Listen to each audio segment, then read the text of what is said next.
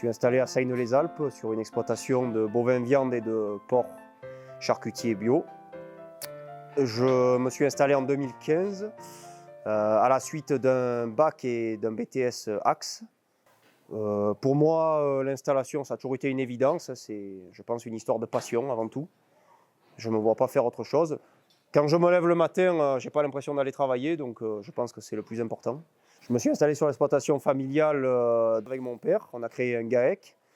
Et puis, plus récemment, mon frère s'est installé en 2018. Donc, dorénavant, on est 3 sur l'exploitation. Mon frère a un CAP de boucherie et s'occupe de toute la partie commercialisation et transformation, puisqu'on est 100% en vente directe, autant sur les porcs que sur les bovins. Puis, mon père est un peu plus sur le troupeau et moi un peu plus sur les terres et le matériel. On essaie d'avoir chacun un domaine d'activité. On a une salle de transformation sur la ferme qui nous permet d'avoir un minimum de charge. On livre dans toute la région PACA. Et puis on fait un marché par mois, donc à Aubagne, le premier samedi de chaque mois, pour nous permettre d'écouler nos stocks.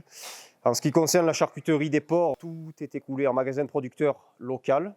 Voilà, tout est dans la vallée. Étant en bio, l'aliment porcin étant très cher, notre marge est assez fine. Donc le choix de la transformation en charcuterie et de la vente en magasin de producteur a été une évidence, quoi. En termes de revenus, on arrive à s'en sortir parce qu'on est vraiment dans le système de vente directe, ce qui nous permet d'avoir une bonne valorisation des produits. Donc on arrive à se dégager entre 1 200 et 1 500 € par mois. Et tout ça, voilà, je le redis, grâce à la vente directe. Parce que c'est pas le prix des broutards pour l'Italie, comme mon père faisait avant, n'est pas du tout rémunérateur pour une exploitation, et encore moins pour un GAEC A3. On a une partie de PAC qui, évidemment, nous aide à développer notre salaire, mais surtout payer les charges. Demain, je ne suis pas sûr qu'on puisse s'en passer. S'il n'y a pas une revalorisation des prix, l'idéal, ce serait de s'en passer. Je serais le premier pour, mais comment? Pour l'instant, on ne peut pas, quoi. On est à peu près à 40% de PAC, 60% de revenus dus à la vente directe. On a de gros problèmes de prédation et ça remet complètement en jeu notre système d'exploitation. On est obligé de faire des vélages intérieurs et plus extérieurs. On a des problèmes en alpage. Ça devient pénible, très pénible. Et voilà, on a des problèmes de maladies qui suivent, puisque qui dit vélage intérieur dit problème. C'est des charges en plus. Et puis sur les nerfs des personnes, ça joue beaucoup. Ça a se poser la question si l'Europe veut encore de nous.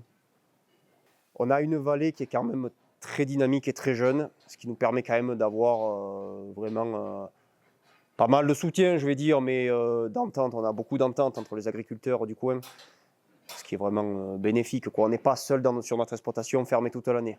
J'ai été plus réactif en hiver et en été, passé un moment. Donc en été, je conduisais des moissonneuses-batteuses. Et puis en hiver, en station de ski. Je pense qu'il y a beaucoup d'a priori sur les exploitations agricoles et sur les agriculteurs. Hein, on est des pollueurs, etc. Moi, je les invite à venir visiter nos fermes, et ça, c'est très volontiers même, et à leur expliquer notre mode de fonctionnement. On essaie de travailler, on est toute l'année dehors, on entretient l'environnement.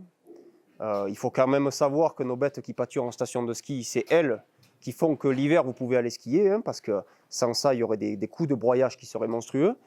On fait notre métier avec respect et puis avec passion.